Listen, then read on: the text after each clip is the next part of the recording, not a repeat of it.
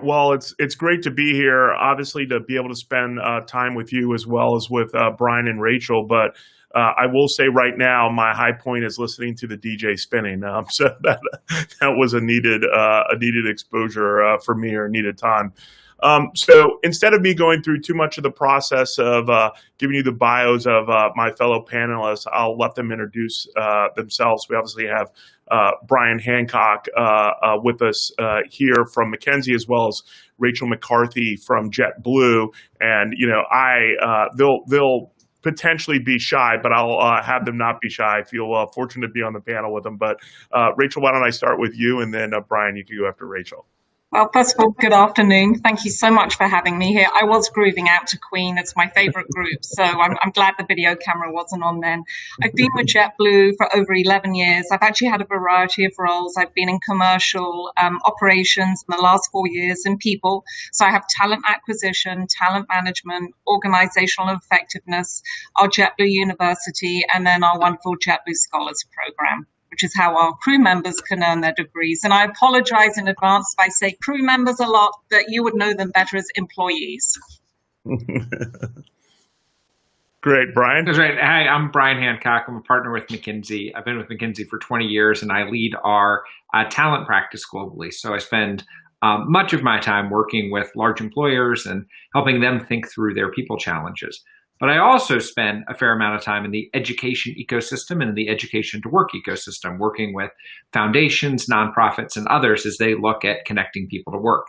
And I find it incredibly rewarding to be able to connect kind of what in one way is think of my day job, one time with corporations, with some of this great work and connecting people to opportunity. So very excited to be with you today. Great, Brian and Rachel. So I figured, why don't we jump in the middle of it? I mean, obviously, 2020 and 2021, for that matter, have been, calm, quiet, otherwise normal years where everybody's planning that they did in 2019 came through as expected. But it's honestly been a pretty dynamic period. I think a period where it's safe to say nobody was prepared for. No corporate leader was prepared for, and you could, expand beyond the corporate world to talk about the level of preparedness otherwise. It's also been a period, obviously, that coincided with a lot of racial reckoning around the history around the United States, and for that matter, the world around it. And so two big, what I think individually would have been significant events kind of occurring at the same point. Also, I think bringing this period of reflection, but also having this, kind of disproportionate negative impact in some cases on these underserved communities as well. What I thought we would jump into, though, a little bit is that as tragic as a lot of this has been, there's probably also been some silver linings or lessons to take from it on, ways forward and ways, maybe the killing of old myths of things. I'd love to just start off on some of the lessons that you would take out of this period, that you would say, hey, I maybe believed something before, but now I believe it wholeheartedly, or I used to fight against this perspective, but now I have the evidence to fight against it. Talk to me a little bit about how this, difficult environment has nevertheless created some breakthroughs and how you're thinking about talent in the marketplace more broadly. You want to start, Brian? Or Rachel? Rachel, go ahead. Okay. I actually believe JetBlue's mission, which is to inspire humanity, has been an anchor that kept me focused during a very tough year. I would say it's safe to say, like any business, probably aviation saw a huge hit. And so I look at inspiring humanity, and to me, it really means that that's all about compassion, generosity, empathy, and equality. And I just reflect on the last year and everything the world, the US has gone through, businesses, people. It's just been really tough. I think the other lessons I've learned in the last year, the silver linings, flexibility is key. Being able to just flex even in the day. You think you're going down one path and then, oh no, let's change course correct here. And it's okay, and sort of lean into being open and comfortable with the uneasiness or the unexpected. And I also think it gives us the opportunity to look at doing things differently. We're not going to go back to the way we did things. And there are some things that, quite frankly, needed some change. And so this has really set the platform for us to look at what else can we do to help support, develop our crew members, particularly our operational crew members who traditionally may not have had so much access to the pathways that they're going to be able to get access to. Great. How about you, Brian? Yeah, I think one of my clients said that they experienced 5 years worth of innovation in 5 months. I mean, business models were just changing rapidly, and folks recognizing that they could change their systems quickly. So if you're thinking of a retailer that provides, like if I think about my dogs, I've got 2 golden retrievers. And, the local pet store now has a thing where you can order online and then drive up and call the number and they drop in the back of your car. It's not as elegant as the Walmart grocery, pick up and, click and collect service, but it works. And you saw this happening over lots and lots of businesses, creating new ways of connecting with customers and new roles that created new high skill roles that they thought it was going to take several years to get those roles moved and had to move quickly. Some employers had massive shifts in needing to hire rapidly for the front line, our essential workers. And I love the phrase essential, and I hope we keep it past the pandemic. As we think about the folks that really, provide services on the front line, but at the same time, we had massive disruptions on the other side. And there were several organizations that tried to look and say, hey, we've got massive displacements going on. Accommodation, food service, hospitality declining, some of the industries related with getting people's goods to the home or, stocking the shelves, or even in healthcare, having some shifts. And so people thinking differently about connecting people to opportunity, whether across companies or even within healthcare providers, that was technology that people were thinking about broadly. How do I, rebalance? And now you're seeing it, happening ecosystem wide. Maybe not as comprehensively as you might hope, but there was people deploying technology to better connect people to work in the midst of the pandemic, and I think that was good. Yeah, that's great. I mean, one of the things that I would throw out there that's been fascinating to me was obviously these things were, kind of a dual shock to the system. But, and in some senses, people said, the world changed after this happened.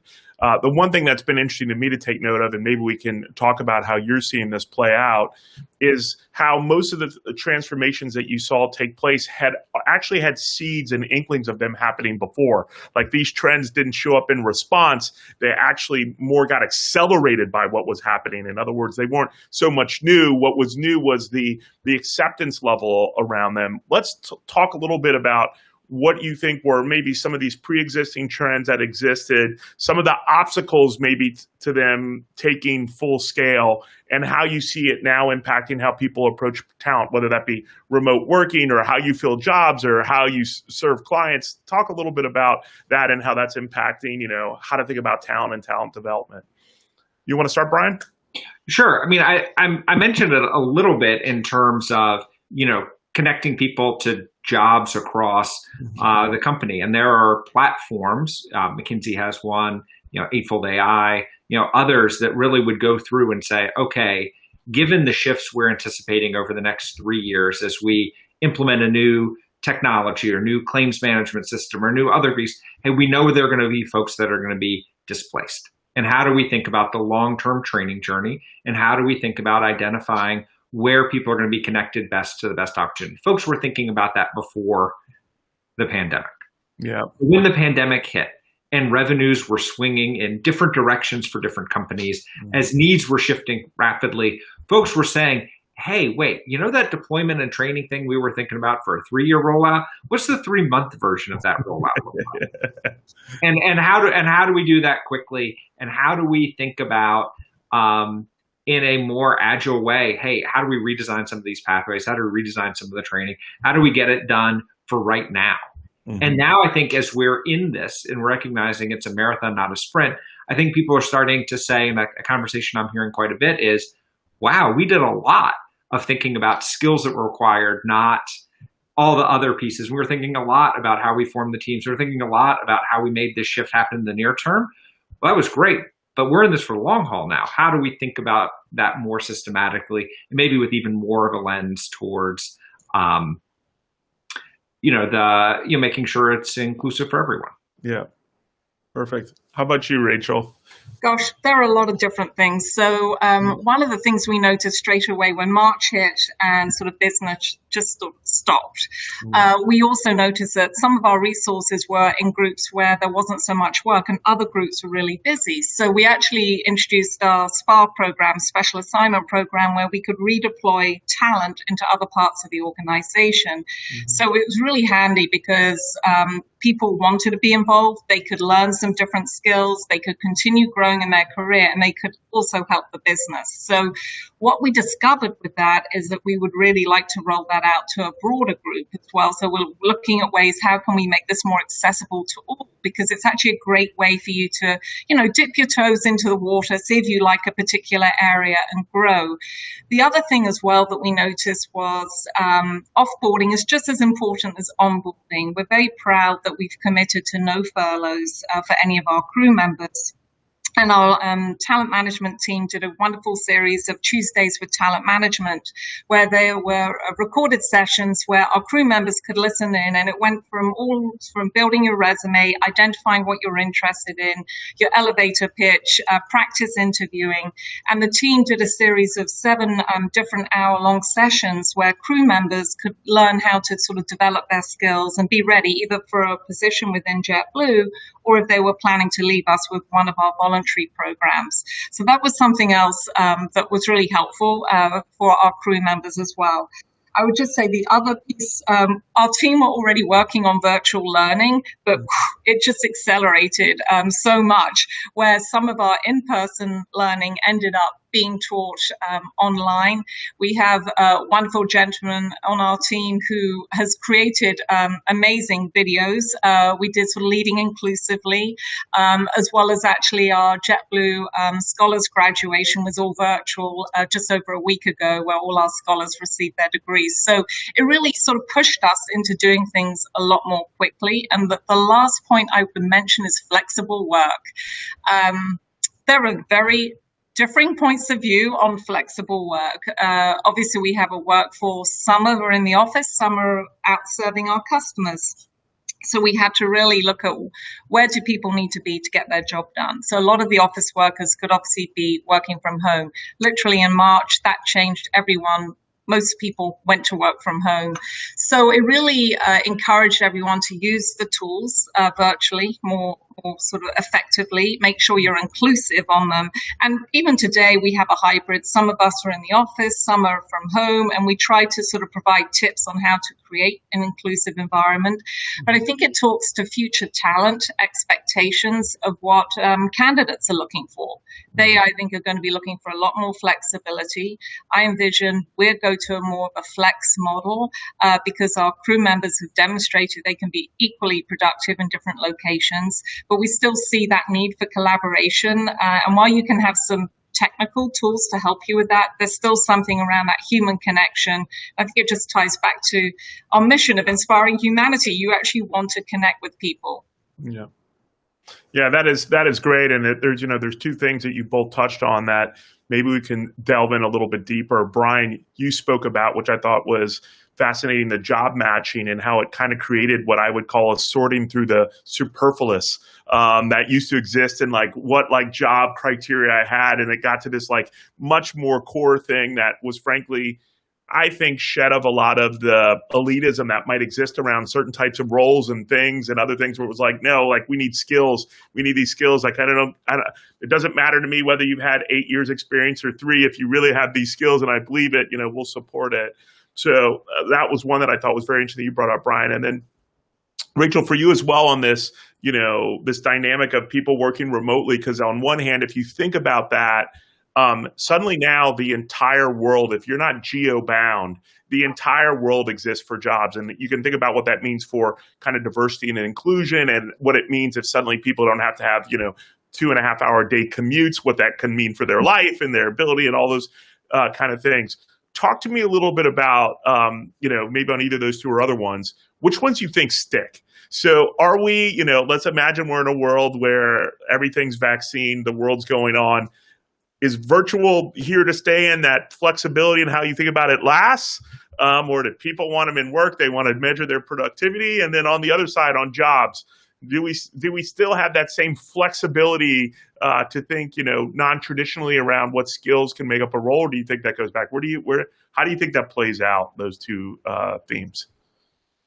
So I will say on the flexibility and the work schedule and where you work, we've done a lot of work actually with some different firms to understand sort of the office of the future as well, to really see where businesses are going on what sort of workspace you want.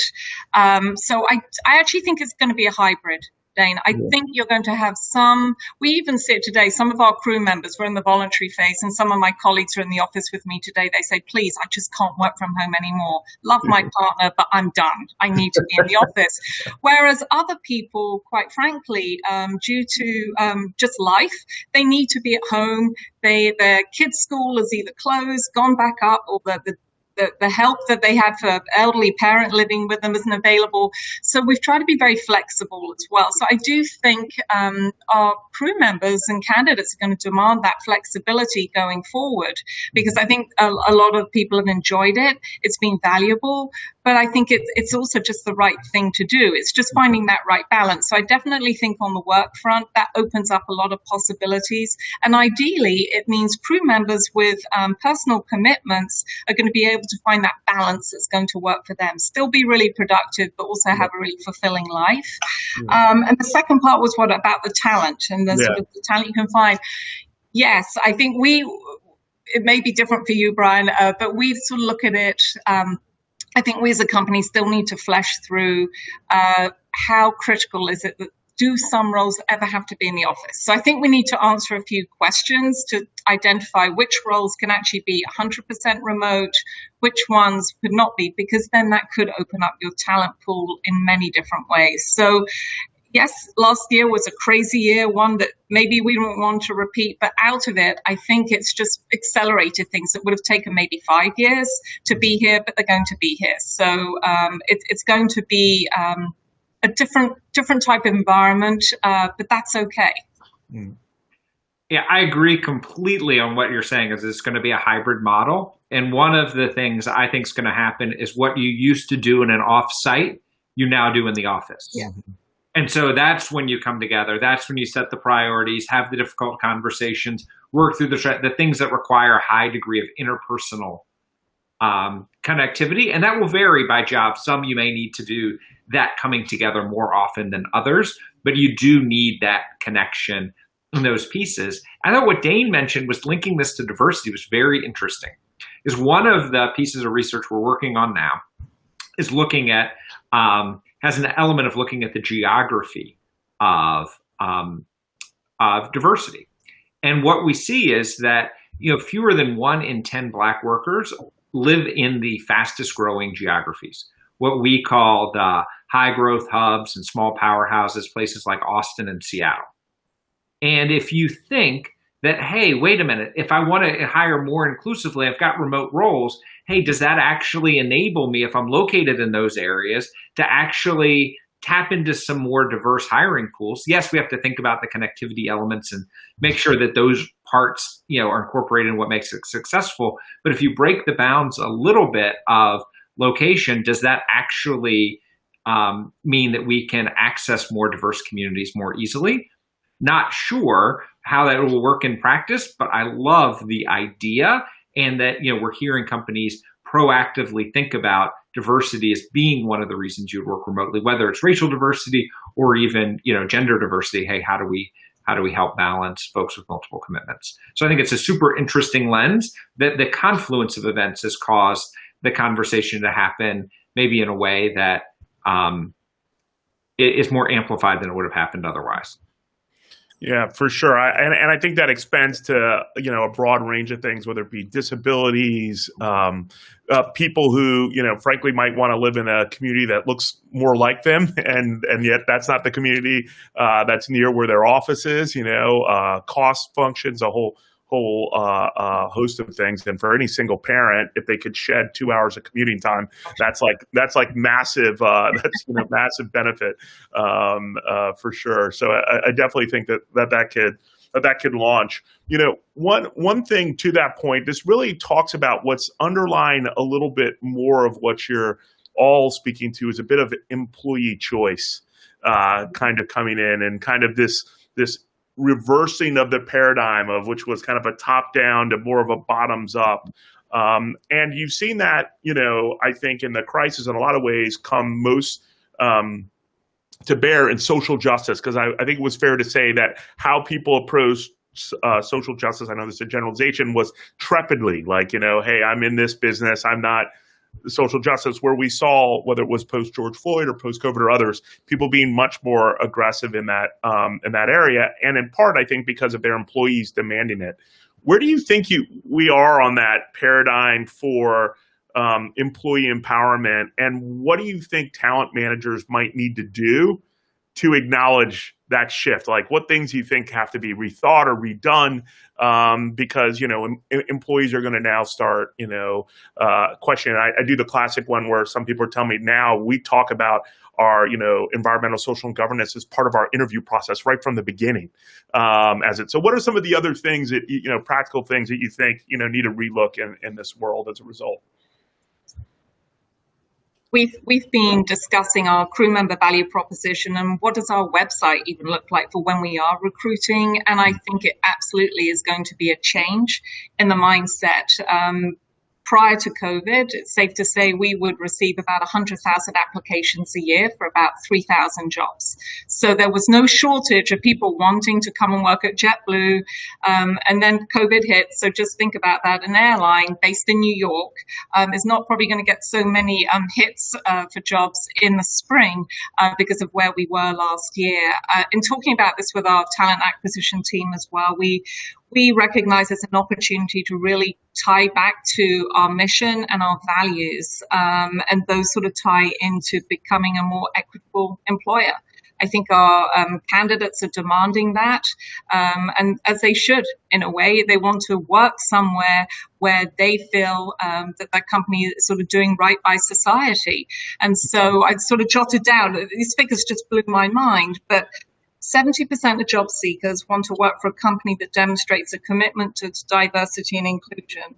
And companies ranking high in racial and ethnic diversity are 35% more likely to attract top talent, improve customer employee satisfaction, and lead to better decision-making, resulting in higher financial returns. We need diversity of thought, diversity of people. So I think it's absolutely going to be a given that is what candidates are going to be looking for, as well as our current crew members. Yeah. Yeah. Anything you want to add there, Brian? I was going to say, I totally agree on, what candidates are looking for and looking for the right statements at the company level. But where the rubber hits the road is the experience once that candidate becomes an employee. True. Right. And what is the day-to-day leader? Is that leader that they're with somebody that they're getting the connection to, and that they're building it with? And what about their coworkers? Yeah. Do they get a sense of allyship that they can bring them their full selves to work? How that works too is important. So in order to retain the diverse talent that we get in, that are attracted by, it's not just the diverse talent that's attracted by the companies. I mean, it's a broad range of talent. But once we get that talent in, it does go to how are we training our leaders and how are we building the allyship programs and the language around allyship that is helpful. And that conversation, allyship specifically, is something that I've seen really take off in the past 9 months. Yeah, I think that's great, Brian, and I have to touch on it before we'll go into Q&A. It's so funny. I think one of the things that's often been missing in the discussion around inclusion, for sure, is that, we defined at Escalator inclusion as trust, belonging, growth mindset, and voice.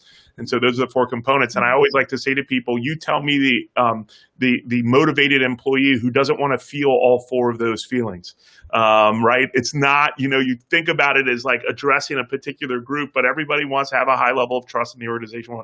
Everybody wants to feel like they belong as part of it. And I think one of the interesting parts of COVID and people going virtual is it's been a bit of a leveler in some sense. If you were in the in-group and that in-group, relied on coffee breaks and lunches and hey, let's go to the bar afterwards, that's all ended. So right now, there's just one group. It's called like the Zoom group or the Google Meets group or the Visibo group. You can pick it. But there's now just one group, which has been a great leveler.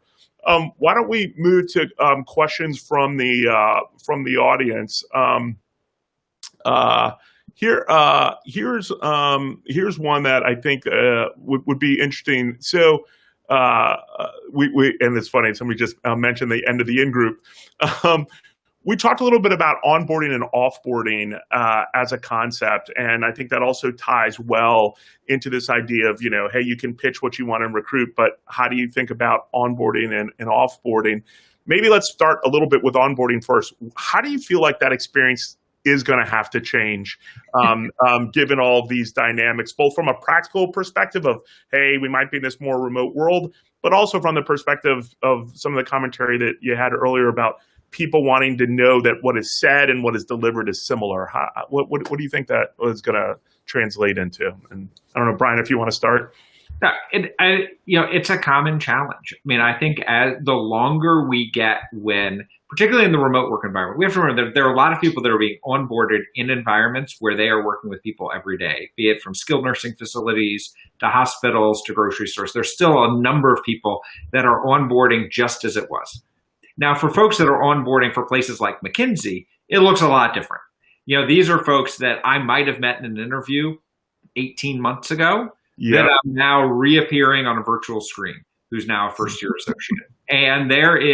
And that's different than an environment where you would naturally see people, coach people, apprentice people in the office. Yeah. And what we're finding hard about onboarding the new employees is a lot of our apprenticeship model is based on right after the meeting, hey, grabbing somebody saying, here are the 3 things that I saw, here's what we're going to do, and here's what that is.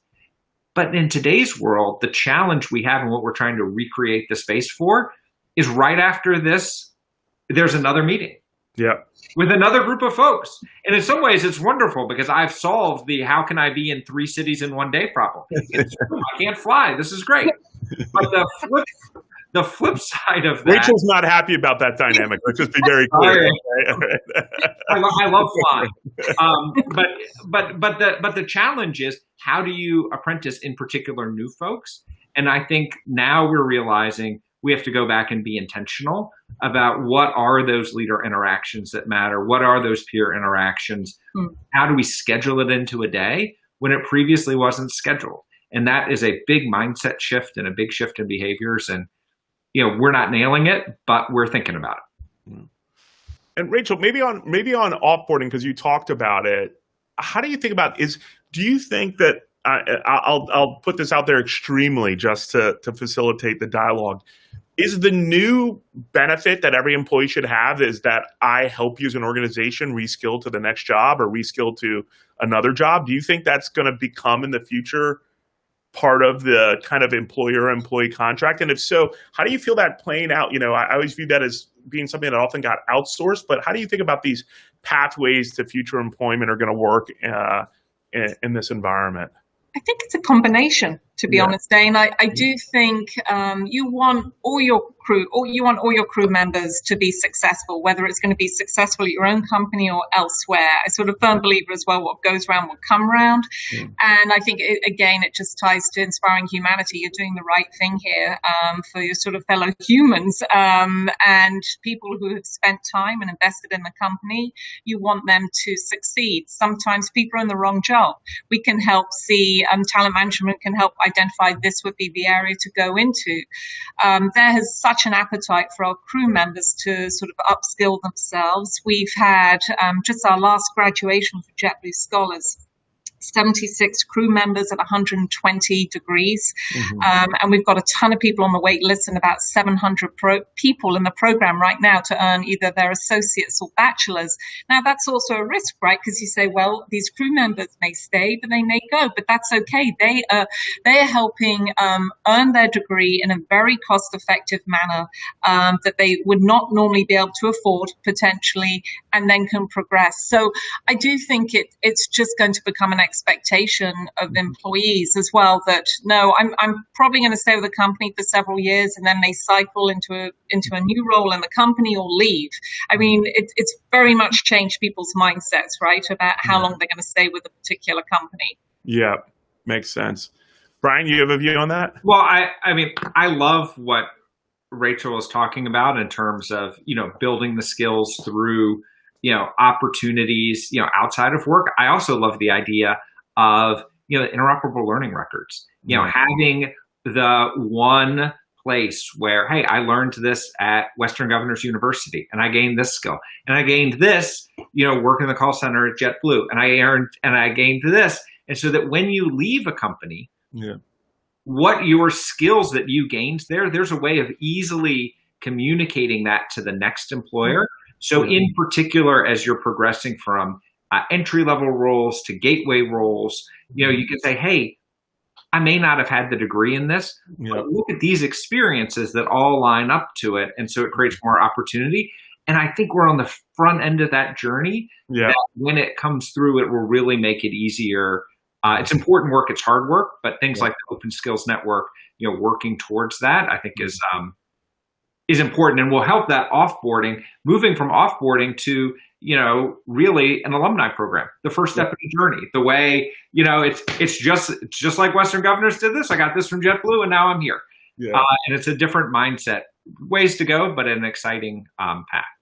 Well, I love what you're touching on there, Brian. And in an act of extreme discipline, I'm not going to turn this into a pitch for the new company I turn, because you're right in the thing. So I just want to register with people that this is an act of incredible discipline right now that I'm exerting for the broader conversation and not to be self-interested. So let's pivot a little bit. One of the questions that came up was, this concept of the value of social capital. And certainly social capital historically has been built off of proximity, literally physical proximity to a person. How do you think about building social capital in the virtual world? What do you think from both a practical application, and then what do you think some of the solutions are that could potentially help facilitate that at companies? Rachel, you want to start? Sure. So if I'm understanding it correctly, just how people connect and just more on the social side and all of this good stuff. Well, I think some of the teams have been really creative. One of our groups did sort of cooking classes where people watch. This was during work hours, or a scavenger hunt, a crazy week of themed clothing for the whole week, where they just literally were connecting. When we had a group that took the summer off, we offered all these voluntary programs to encourage people to take some time off whilst it wasn't quite so crazy. And it was great. We did like a farewell party celebrating their summer holidays. And so I just think there are a multitude of different ways, and it's really important to actually build time into the schedule.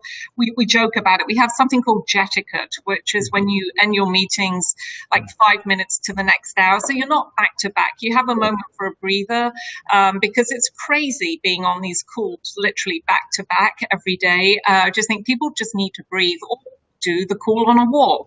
But the teams have come up with some really creative ways to do things, whether it's a happy hour, a games night, you name it. But there are tons of different ways of doing it. I mean, I will say it just feels strange when you suddenly see people in person, because it's like, oh my God, you're real. You're three-dimensional. It's not the picture on the screen. But there's so many different ways you can build it. And I think as a leader or in your own organization, you just have to make time for it as well, so that your teams feel, okay, that's okay. I can do this too. Because that is important, because you're not toddling off to the water cooler, or you're not going to grab lunch downstairs in the cafeteria. So you need those moments to just decompress and have a bit of fun. Yeah, for sure. How about you, Brian? Any views on, I mean, you obviously, and Mackenzie spent a lot of time researching the power of social capital as well. How do you think about it in this new world? I think it's many of the same things, Rachel talked about in terms of connectivity, but there's also something, building social capital is the positive. That is saying, hey, how are we creating the well of relationships and connectivity that helps us personally and helps us advance? In the absence of that, we're actually seeing kind of the other side, which is if you're negative on interactions, it can actually be detrimental to your health. And so there's research that says that 40% of folks have not had anybody check in on them to see how they're doing in COVID. 40%. And of that 40%, they are 40% more likely to be exhibiting some form of mental illness. Yeah. And so when you think about those elements, it goes from not just the connectivity to build the positive social capital, but it's the connectivity to ensure the basic health and well-being of the people. Yeah. And when framed that way, we're seeing a lot of organizations. Here's your list of people to outreach. Here's your list of people to talk to, which is leader driven. The social capital usually is much more individual driven and created by the network, but that individual leader connection is critical when we don't have the usual social connections at work. Yeah. Hey, For Dave. sure. Yes, please, Can Rachel. I just add on to it, because the whole psychological wellness has been really important, and just if you're offering different programs to your employees, that's fabulous. You know, I don't know about your own company, Brian. We've sadly lost 11 crew members to COVID, and a lot of our crew members have either had family members pass away or friends. Everyone has really been touched by this in some personal and professional way, and there's just a sheer thing, right, with all the sort of social and racial injustice and just every life, basically. So we do have a number of programs, and if you don't, as a company, we really encourage you to look at those, whether it's Navigator, where people can get counseling. We also have a texting service, because we find that some of our crew members, sort of younger family members, prefer to text with people. We've tried to encourage courageous conversations where crew leaders talk about some of the more difficult topics and sort of get to sort of better educated and open up having those sort of tougher conversations. But we've even gone to offering resources for crew members with children at home, some games and different things to do, because it's sort of a whole package. Crew member wellness and this sort of psychological piece, because this is just going on. And I think that ties a bit into social capital. If you're taking care of your own employees, that's going to go so far. Sorry, Brian, that blew me away. You're saying 40% people have not been checked in on. That's hard, because it's been a very isolating year for those who are working from home, who may not communicate so much with fellow, colleagues. Yes, there's no doubt. As somebody who's a natural extrovert, this has been super painful. This is just not my natural state of engagement, for sure. One thing that you touched on, which I thought was an interesting blend, also between kind of inclusion and this environment, is a lot of times, a skill and inclusion skill that you teach is courageous vulnerability. That's like that's a huge way of building trust and belonging with someone, is kind of courageous vulnerability. And so the one thing I'll also say, and sometimes that it happens in conversation form, but also for social capital, a lot of times it happens one-on-one. And I will say to people who are who are struggling with it, my experience is there's like a 95% hit rate on when you practice courageous vulnerability, it having led to something good.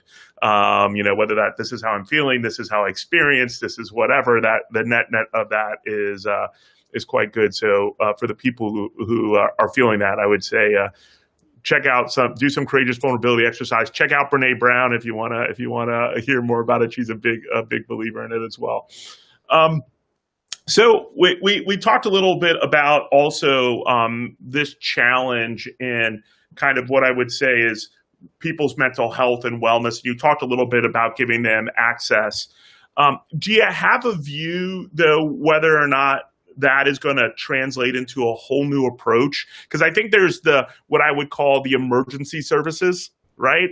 But there's this much broader one, which is kind of the daily maintenance of making sure that you have, mental wellness. How do you think about that? That, was, historically, I would say in many corporations embedded in kind of the benefits and wellness space. And it had to do we have gyms? Do we have a 800 number? But it seems like much more of a present part of the current workplace. Does this mean every manager's got to get wellness training? Like, what do you think? What do you think needs to happen? I do think it will require a bit of a change with the benefits that we offer. Our crew members and our benefits team are already all over it, sort of looking at what does this mean, because you actually see that this demand is not just short term, it is going to be longer term, particularly as you will have this hybrid of working remotely. Who knows? You hope there won't be another pandemic, but we don't know. But I do think some of these things are here to stay, because I think historically sort of like mental wellness has not really been something for discussion, and it's reality. And you may have crew members or family members who either try to commit suicide or who do. And so we need to make sure we're supporting our crew members with all the benefits that we can in sort of the JetBlue way. So I just think you're going to see more and more of a shift to sort of looking at someone's overall wellness. We try to look at it as physical, financial, mental. Yeah. Yep. And the other thing, we were talking earlier about trends.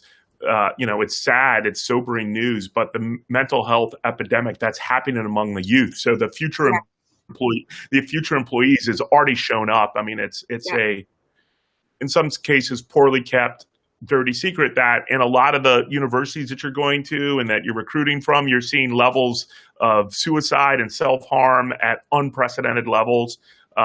Sensitive. So it is also here, and this obviously exacerbated it.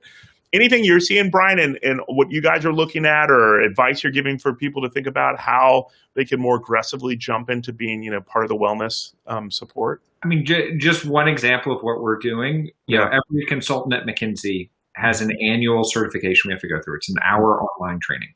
I just completed mine. It's an end of year, beginning of year thing. Yeah. And we had 15 minutes this year on Mind Matters, which was all about mental health, how to spot problems on the team, the resources to go to, your personal obligation to intervene, how to have the conversation. Now it's 15 minutes. We're not, that's not in depth enough to really, transform someone into a counselor, but it is normalizing the conversation. Mm-hmm. And it is providing everybody with knowledge of, hey, I saw that, where can we go? And I would be surprised if we took that back. I think that's probably going to be here to stay post-pandemic. And from conversations I'm having, I think other organizations are thinking similarly too about bringing that maybe out of from just an EAP program to more broad conversation. Well, great. Well, as not surprising, we were about up on time. And there's a million more things we could bite into. I, of course, as an extrovert and an optimist, have to end on a happy note. So I'll say, Rachel, for you and JetBlue, I think there's going to be the return of the boondoggle. You're going to see people on planes the second they can. And for the first time in a long time, it's going to be 80% social and 20% work. And they're going to be longer trips. So I wish that for you as well. And Brian, thanks for all that you guys are doing at McKinsey, also just to, support the market and let people know. I do think, for everybody listening in, there is a great set of opportunities that exist here. I will say for many of you, you probably have things that sit in your drawer that you came up with 3 years ago and they just got shot down. I would tell you now's the moment to reach back into that, electronic file cabinet, pull it out and slap it down and let people realize the brilliance that you had 3 years ago that is now applicable. So, thank you very much, Brian and Rachel and Kat. Thanks for letting us be part of this conversation. Thanks a lot. Thanks so much. Thank you very much. Bye-bye. Take care. Bye-bye.